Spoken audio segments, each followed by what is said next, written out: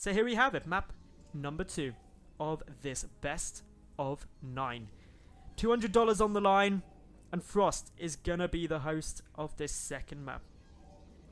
Spawning in the top left hand position. Representing NMrUUG, we have Welmu. And his opponent in the top right. Representing my insanity, it is the ZerG player, Sacsri. Do let me know, people who are watching live, whether the sound is a bit more balanced now. Apologies if it was slightly loud in game number 1, but it should be all fixed now. I've adjusted it quite steeply, so do just let me know how that's going. Frost being map number 2, this is still early days in terms of this best of 9. Losing map 1 in a best of 3 is a pretty rough spot. In a best of 5, a bit less. Best of 7 doesn't really matter. In a best of 9, it's basically a warm-up game. I'm not saying it's not a nice thing to have that game under your belt, but in the grand scheme of things, you've got to win 4 more if you're going to take this series. And a lot can go wrong, or very, very right, in those in the next 4 games if you want to try and make it a 5-0. Sacsri, opening a little different to last game. Going for that spawning pool first. Clearly being a bit more cautious, having seen the fact that there is a probe, just nestling into his mineral line, trying to just trick those silly drones and their AI away from mining. But this is all still looking to be a fairly normal opening from both of these two. Welmu going to be going Nexus first. We can see that by the amount of minerals that is still banked up there. And while there is always the option for that forge, don't have to worry too much. Anyway, still waiting to see if anything crazy comes out. I'd say the big thing from game 1 that was just so insane was probably just how aggressive we saw Sacsri. It wasn't a passive play from him in the slightest. Throughout that game, he was the one across the map. He was the one attacking. And while some of that may have been because of the greedy play from Welmu in the Nexus first into the fast 3rd Nexus, but some of it is also Sacsri's gameplay. Being that aggressive ZerG player puts a lot of pressure on a Protoss, who quite often Protoss players in PvZ are much more accustomed to being the aggressor themselves. They're used to be moving out across the map on big 2-base plays, going for a very aggressive style. But roles reversed, Welmu did a great job of defending against countless bits of pressure. But this game, it could all get flipped on its head, and I'd expect to see quite a different composition from Welmu. Last game he was completely reliant on gateway units for the entire game. It was only at the very late stages that he went for the Archons added in there too, but no Colossus, no Stargate, nothing other than basically Blinkstalkers, Sentries and Zealots. And the reason he was trying to go for that was all through the Forge. That was his kind of fundamental gas investment, was getting those upgrades down. Unfortunately, they were repeatedly blocked. And that's really where Sacsri was able to catch back up in those upgrades and eventually take the lead in them, taking the one advantage that Welmu actually had and took it for his own. Still keeping an eye on anything crazy coming through from these two. For the moment, there's not too much in terms of insanity on its way, but that's nothing to worry about. Very cautious stuff coming through here still. Stargate just now getting started, so this is the first bit of tech we're seeing from Welmu so far this series actually with that Stargate, but more importantly, we are just going to see whether or not Sacsri is able to be in the defender's position as opposed to the aggressor we saw in that first map. I'm loving the fact that yet again the Overlords are being very active from an early stage. Really, this is just Sacsri wanting to scout everything, but ooh, he pulls back. Okay, I'm glad he's going back in again. Didn't see that pylon, didn't see the tech. Will now get the scout. And thanks to Stargates, of course, revealing what's being constructed, Sacsri will now know that he's going to be up against an Oracle opening. Immediately, Spore Crawler gets started. The Queen's going to go and hug up on it. And therefore, this shouldn't do too much damage. But remember, Oracles, while they're alive, can be a big damage dealer late game, and that means that you've got to be quite cautious. More spores are coming down, one at each base, very standard response, plus the lair also on its way. By seeing this Stargate, a lot of Zergs will respond with a very fast Hydra Den and going into Ling Hydra. And the reason that is a really good viable option is because if there's a Stargate, there's not going to be High Templar or Colossi for quite a while. It just can't be done. So Ling Hydra, without that splash damage, can deal a lot. Oracle, poking back in, will get away, and that's the important thing. May have only got 2 drone kills, but it's still alive. That's 2 plus maybe more. If it had fallen, it wouldn't have been worthwhile, but still, Welmu applying some pressure. He has forced out those spores, remember? He has somewhat forced Sacsri down a specific path in the form of those Hydras that are now obviously getting started. But it also means that by forcing Sacsri to stay defensive, he's able to secure up this greedy third Nexus yet again. And this third Nexus is where things are going to be playing through pretty cool. It has been scouted by the Zerg player, so Sacsri knows about this. He's also got 19 Lings on the field. 19 Zerglings shouldn't be able to deal with this. There is, of course, the photon cannon nicely protected in there. Making a couple of probes, though, and by a couple, I mean quite a few. Only managing to... Actually didn't pick off a single one there. What? That was crazy. I'm sure I saw one die. Anyway. Not too much damage has been done. Still the Lings looking for anywhere they can get some more damage, because this is quite a big investment in Zerglings. I believe it was 20 initially. Let me double check that. Yeah, it would have been 20 odd.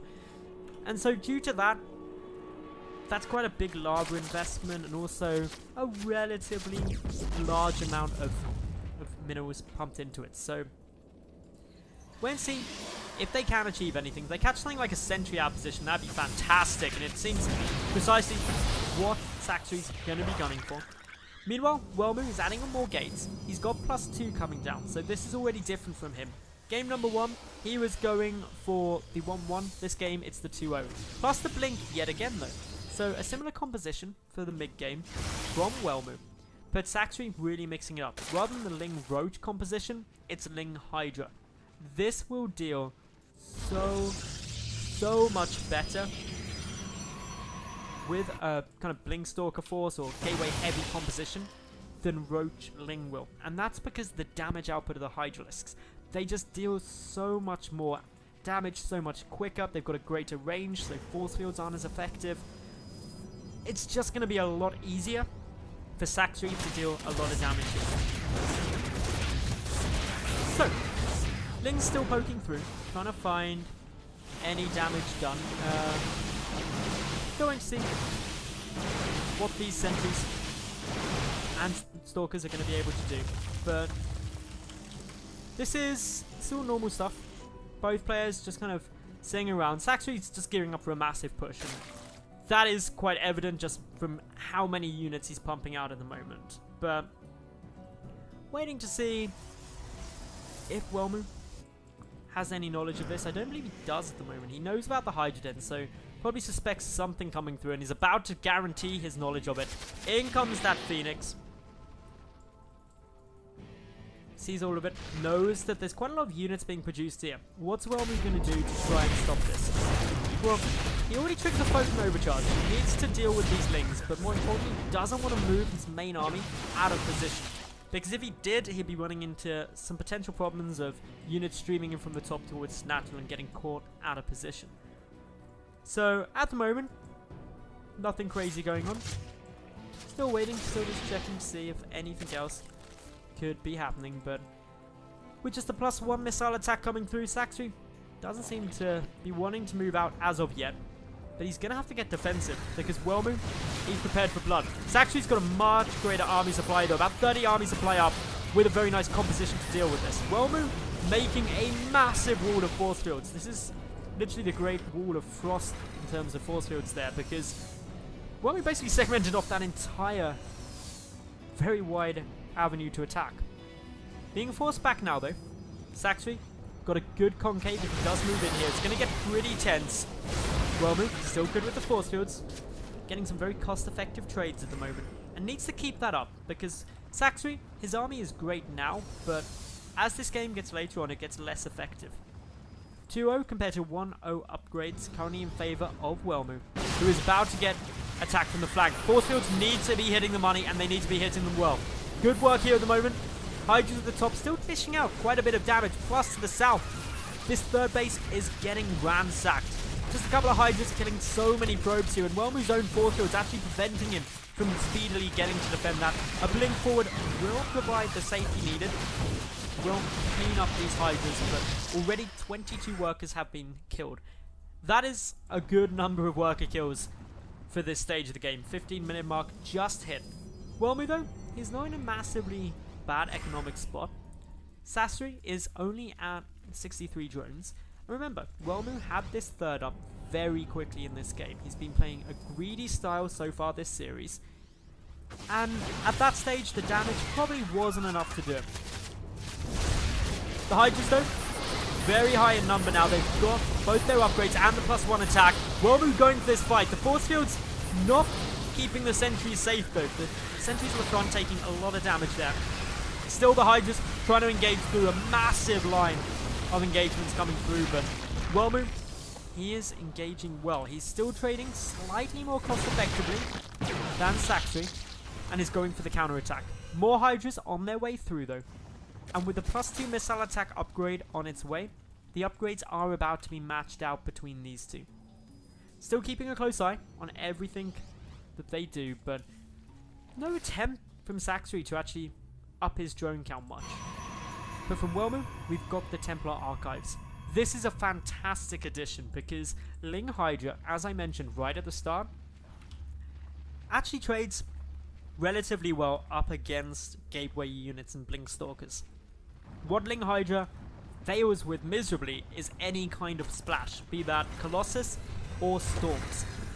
It's a squishy composition, but it can deal a lot of damage. So, gotta be keeping a close peek on when the High Templar come out. If it's gonna be some Archons, whether it's gonna be some Storms. Gonna be Archons initially. Should be 2 coming through there. Unfortunately for Welmu, his fourth base has also been discovered. A cancel, guaranteed. No way he's going to be able to save this, so just quickly cancels it. He's going to lose 100 minerals there, 100 for each of these pylons, which is a bit of a nuisance. But at least it didn't finish. Hydra's getting pulled down to that fourth base. The creep spread as well from Sacsri, alerting him to Welmu pushing across towards that watchtower. Welmu though, he's adding in Storm now. Hasn't actually morphed the Archons yet. Instead, just keeping these as High Templar, banking up the energy. But Storm, still a fair way off. Only about half done for now. Welmu preparing to come in from the north. A handful of things just going to be sneaking through. They're gunning for those High Templar, forcing an Archon morph instantly. Hydra's getting in a very good position to the right, able to pick off a couple of units. Welmu still playing very, very defensive. Meanwhile, Sacsri, he's going for the Swarm Hosts. Adding in Enduring Locusts, adding in the Swarm Hosts. This is going to just slowly siege up this position. And Welmu, while he's done some great job with force fielding off against these Hydras and Lings, picking them apart in bite-sized chunks, wave upon wave of Locusts become a lot more scary. The force field energy, that'll run out pretty quick. The Storm energy, that's going to run out pretty quick too. And without Colossus, you can't really deal with a good number of Swarm Hosts. It just isn't possible to do. So, still keeping an eye on everything that's coming on here. Meanwhile, a couple of Stalkers and Hydras duking it out down to the south. But with some Zealots coming in, they're going to sacrifice themselves to just buffer a bit of damage for the Stalkers to dish it through. Upgrades now in Sacsri's favour. Currently sitting at 2-1 up against 2-0. Still got to keep an eye on everything, but the Locust being revealed, pushing forward. Enduring Locust isn't yet done, that's why they died pretty quick. Spines also moving in here, just adding an extra layer of defense to these Swarm Hosts. And things are looking pretty tough. Welmu knows he needs to get some Colossus out. Adding in the robotics facility, making sure that he's got something in order to consistently splash against the waves of Locusts. The Hydra's coming in as well, seeing the army a little bit out of position. Welmu chasing a group of Hydralisks is completely exposing his third Nexus here. quite concerning. The Spire also coming through from Sacsri. This is ready to get out some Corruptors if he needs them up against the Colossus. Still, nice damage. Also coming through. But Welmu, while he has managed to fend off the Hydras for now, he's lost 40 probes this game so far. His 4th base really is a lifeline that has to stay alive. It is essential that this stays up because Sacsri is already sitting on 4 bases. He's got a very cost-effective army in the form of the Swarm Hosts. And he's ransacked the 3rd pretty nicely.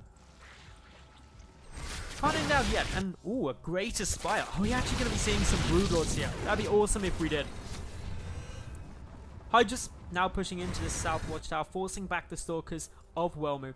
Meanwhile, the Locusts just making progress up towards this 4th base. Going to be trying to whittle down this army, taking them out bit by bit, piece by piece. And remember, every unit that dies to these Locusts, every storm that's forced is energy and resources not available should Sacsri decide to just move straight in and go for the jugular. Nice little Zealot counterattack coming through. There's not much in the way of defense here.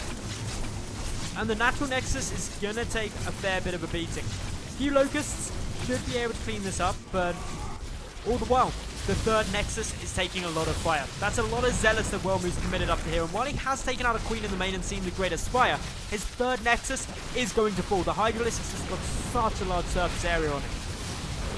The Stalker's not in the greatest position in order to engage.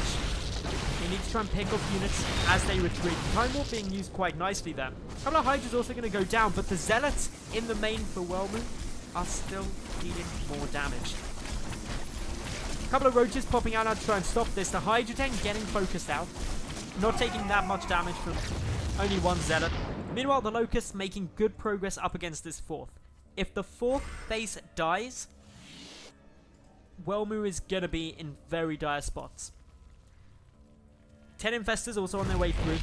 Those Fungal Growths are going to be essential in order to try and lock down the Blink Stalkers to prevent their mobility from being utilized.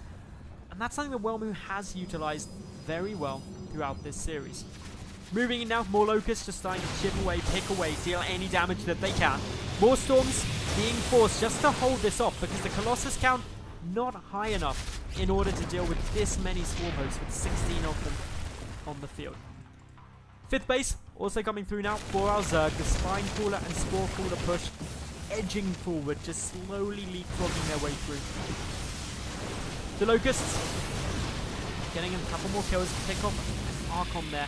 And remember, every time you get a nice unit kill with just Locusts, you're trading basically nothing for resources. That is the most effective trade you can ever hope for. Retake of the 3rd, being forced to cancel as these Hydras move in, and Welmu really on the back foot. He is in the most defensive position possible. Has to just stay up here. And it's quite a hard position for the Locusts to break if the Storms and obviously Colossus keep shelling through.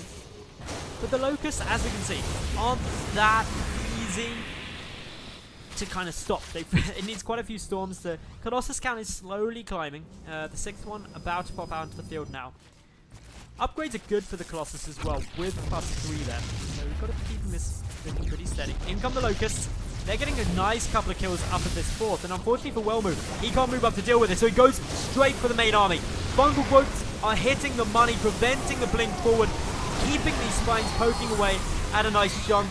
Good abduct, hit onto one of those Colossus, gets it taken down quick. Still though, the Colossus, they're pushing through. The Swarm Hosts are starting to die, but another wave of Locusts comes on down. The Infestors pretty much out of energy, but just in the nick of time, in come those Corruptors. They seal the deal. GG from Welmu, and Sacsri is going to take game number 2 of this best of 3. Best of 9 rather.